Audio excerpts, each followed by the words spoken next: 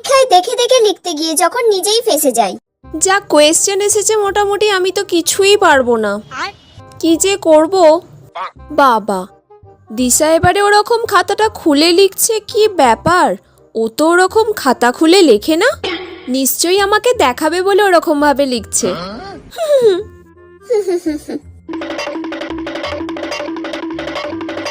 আজকে তো আমি সব কোয়েশ্চেনের অ্যান্সার দিয়ে দিয়েছি। দিশা আমাকে এই প্রথমবার সব কোয়েশ্চেনের অ্যান্সার দেখালো।